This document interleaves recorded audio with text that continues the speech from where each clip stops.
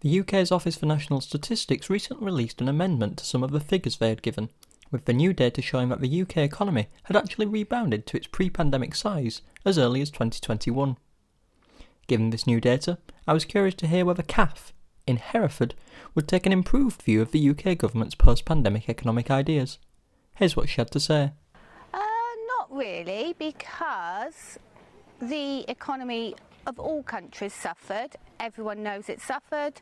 However, there were a lot of people in dire circumstances who can't feed their children, who can't heat their homes. The government need to address the welfare of people that can't afford it. They do not understand in their glass houses and their swimming pools and their luxury lifestyle how some people live, and it makes me really angry that people can't afford to feed their children or heat their homes in a modern, Western, rich economy.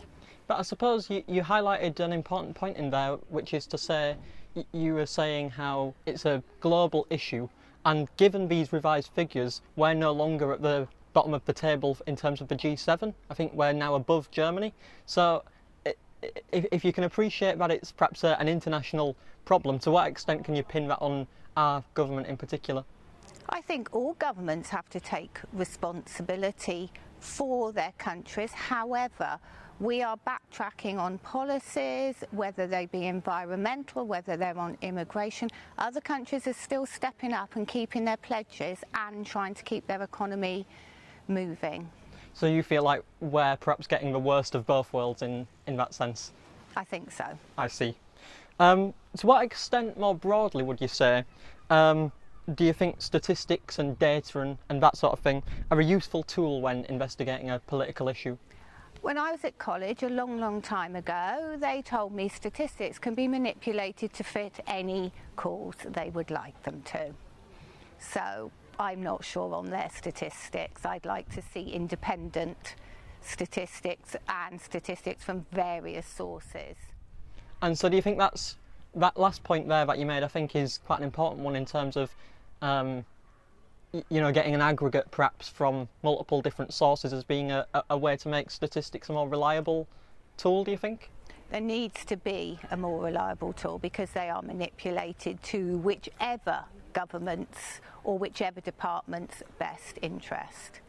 And do you think, I suppose the issue in this case, with these new revised figures for the sort of post-pandemic era, is they were off by quite a small, sort of 1% here, 0.5% here. And that's obviously completely changed sort of people's perspectives on things in terms of, although it was only 0.5%, it's the difference between us being back at pre-pandemic levels versus not being. Do you think there's any, can we cut the statisticians any slack on this issue, or do you think it's deliberate? I don't know. I wouldn't like to say, but what I could say is that even if we are in pre-pandemic conditions, it proves what state the country was in before the pandemic hit, if this is where we are now, back at pre-pandemic levels with homelessness, poverty, health authorities on their knees, no staff, no doctors that can't afford their rent, who are coming out of med school with 70 grand's worth of debt to work in a broken system. Absolutely. Thank you so much for your time. You're welcome.